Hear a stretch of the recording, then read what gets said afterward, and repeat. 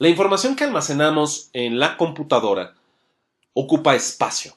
¿Qué significa eso? Bueno, todo es medible. Todo absolutamente. Desde la temperatura en el medio ambiente, así como la cantidad de lluvia que cae. Pues también los archivos y también la información que almacenamos en nuestra computadora. Por eso, todo dispositivo de almacenamiento, o incluso la memoria principal de la computadora, la llamada memoria RAM, tiene un cierto tamaño. La información de una fotografía, por ejemplo, o de un video que se almacena dentro de un archivo, físicamente está en algún lugar. Por ejemplo, la tarjeta de memoria flash de tu teléfono o de tu tableta, o bien el disco duro de la computadora. Si vemos, por ejemplo, el caso de un solo archivo, como el que tengo en la pantalla, es un archivo de imagen. Y podemos, al preguntar sus propiedades, o al simplemente consultarlo con el administrador de archivos de este sistema operativo, tenemos una vista previa de la imagen, abajo nos aparece su nombre completo, ¿no? Así es como está denominado, .jpg, entonces es una imagen, aparte de que ya lo estamos viendo por supuesto. Abajo nos dice el propio sistema operativo, por si tienes dudas, esta es una imagen JPG. Pero hay un número interesante que aparece a un lado, 481 KB. ¿Qué significa eso? Es el tamaño, es qué tanto pesa, qué tanto espacio ocupa este archivo, en el caso particular de nuestro disco duro en esta computadora, porque es donde está almacenado. Esto es muy importante, dado que si tú vas a una tienda y pides un disco duro o una memoria flash, te la van a vender por su tamaño. Y no significa el tamaño físico, las dimensiones, sino qué tanta información puede almacenar. Por lo mismo, es importante conocer las unidades para la medición del almacenamiento de información. Y todo parte de un principio muy sencillo. ¿Qué cosa es la información, pero particularmente qué es la información digital? Como su nombre lo dice, lo digital, a diferencia de lo analógico, solamente puede tener dos estados. O existe o no existe. Así de sencillo. Esto es muy fácil de entender. Es como un foco. Si un foco está prendido, digitalmente corresponde al dígito 1.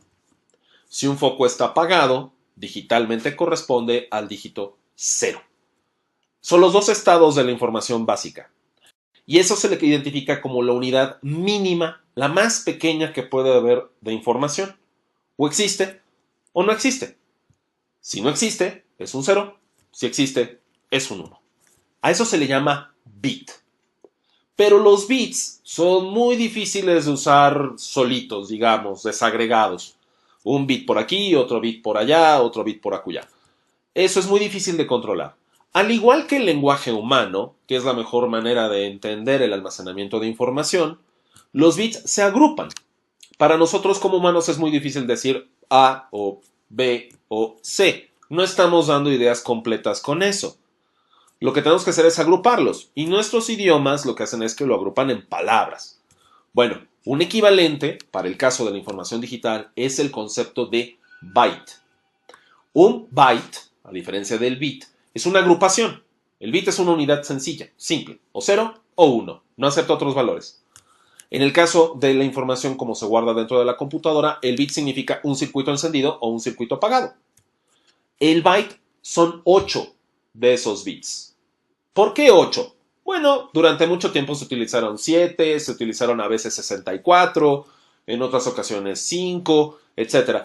Pero se estandarizó de alguna forma la longitud del byte a 8 bits porque existen entonces 256 posibles combinaciones de información por medio de 8 bits, que significa precisamente la cantidad de potencias de dos dígitos, el 0 y el 1, que se pueden combinar de diversas formas dentro de 8 posiciones. Eso lo que nos permite es dar una equivalencia a los caracteres que usamos los humanos, más en el ámbito occidental, con la información digital que puede manejar la computadora. Entonces, con 8 bits, esto es, con un byte, se puede describir tanto la A mayúscula como la A minúscula, la B mayúscula, la B minúscula, y así sucesivamente. Los números, una gran cantidad de símbolos como el guión, el espacio, el punto, la coma, el punto y coma, dos puntos, todo eso se puede describir con tan solo 8 bits. Esto es, a cada uno de esos caracteres le corresponde un byte. Por lo tanto, para simplificar la explicación, puedes entender que un byte equivale a un carácter humano. Y eso nos ayuda a llegar a las siguientes unidades de medida. Como un byte sería verdaderamente muy pequeño para manejarlo también de manera masiva, se agrupan al conjunto de 1000 bytes, específicamente 1024, porque recordemos que estamos usando potencias de 2. 1024 bytes significa un kilobyte. Entonces estamos utilizando el primer prefijo, que es kilo, 1000, prefijo griego, 1000 bytes. 1000 bytes más o menos equivale a una cuartilla promedio de texto simple, sin imágenes, sin ningún otro adorno, ni negritas, ni nada. Más o menos son como 1000 caracteres una cuartilla. A eso equivale. Alrededor. Tenemos otra unidad de medida. ¿Qué pasa si tenemos 1000 de esos kilobytes? De hecho, 1024 de ellos. Lo que nos da es un megabyte. Aproximadamente 1.000.000 de bytes, 1.000.000 de caracteres humanos. Regresando al ejemplo que tenemos en la pantalla, antes de llegar al megabyte. Lo que tenemos aquí en esta imagen es que todos sus píxeles y toda su información ocupan 481 kilobytes, o sea, aproximadamente 481.000 caracteres humanos.